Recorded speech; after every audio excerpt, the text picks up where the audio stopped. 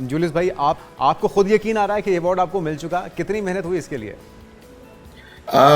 Thank you first of all having me on your show. और जहाँ तक मेहनत की बात है, ऑफ कोर्स अवार्ड कई दफ़ा यकीन आता है, कभी नहीं आता कि एक कहने के बैन अवी जो मकबूलियत है, जी। बीइंग अ पाकिस्तानी बॉर्न, एक मेरे लिए बहुत बड़ी एजाज़ की बात है।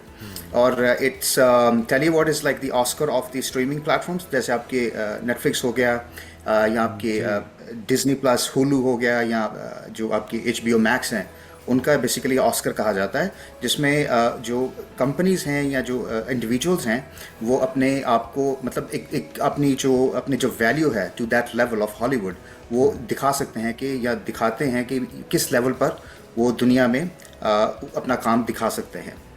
या जी, तो जूलियस भाई, एक आम देखने वाले के लिए, टेलीविज़न देखने वाले की अंडरस्टैंडिंग के लिए कि क्या किसी ख़ास शोबे के अंदर आपने महारत हासिल की, प्रोडक्शन के अंदर ओवरऑल थी?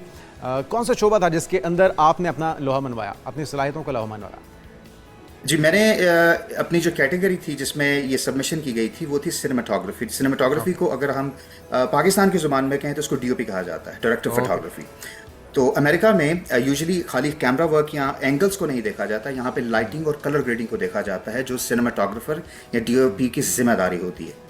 तो जब ये सबमिशन की जाती है, इन तीन चीज़ों को मद्देनज़र रख कर ये जो हॉलीवुड के तमाम 250 जजेस हैं, वो देखते हैं कि इसका कैलिबर क्या है। तो स्केल आउट ऑफ 10 होता है, अगर आपके स्केल 9 और 10 के दरमियान में है तो आपको सिल्वर टेली अवार्ड से नवाजा जाता है। तो बेसिकली एक जो सिनेमाटोग्राफी कैटेगरी है, उसमें इन्होंने मुझे ये अवार्ड दिया है। मुझे ये जो कहा गया था कि मैं पाकिस्तान का पहला शख्स हूँ जिसको टेली अवार्ड सिनेमाटोग्राफी कैटेगरी में फ़ीचर फिल्म के लिए दिया गया है। बट बाद में पता चला कि साउथ एशियन जो कम्युनिटी है साउथ एशिया में, I am the first one in this category. अरे वाह! और वहाँ से दुनिया भर के बेहतरीन जो कंटेस्टेंट होंगे, आपके मद्दे मुकाबिल होंगे, वो भी इसके अंदर शामिल होंगे। तो आपको क्या लगता है कि आपकी जो काम था उसमें ऐसी क्या चीज़ मुनफरिद थी जिसने बाकी सब पर आपको सबकत दिलवाई? पहली बात तो ये है, काम जब आप अमेरिका में हॉलीवुड लेवल पे करते हैं तो नेटफ्लिक्स, वार्नर ब्रदर्स, HBO या आपके जो है मुकाबले में होते हैं।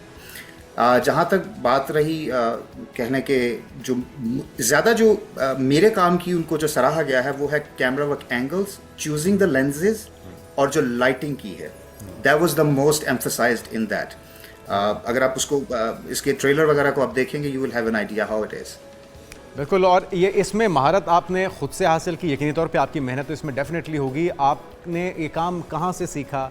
पाकिस्तान में किस लेवल का काम हो रहा है? और अगर कोई आपसे मुस्तफ़ीद होना चाहे, आपसे सीखना चाहे, ये एक्सपर्टीज़, ये काबिलियत या इसमें महारत, तो कोई इसका तरीक़ाकार हो सकता है? जी बिल्कुल, मैंने तो एज अ सेल्फ टॉट शुरू किया था और मेहनत बहुत ज़्यादा इसमें की थी।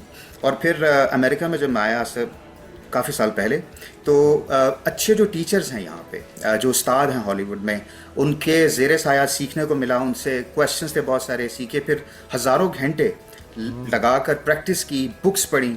सो अपने आप को जितना भी कह लें कि सिखाया, इस तरीके से सिखाया, और अभी भी ऐसा लगता है कुछ नहीं सीखा।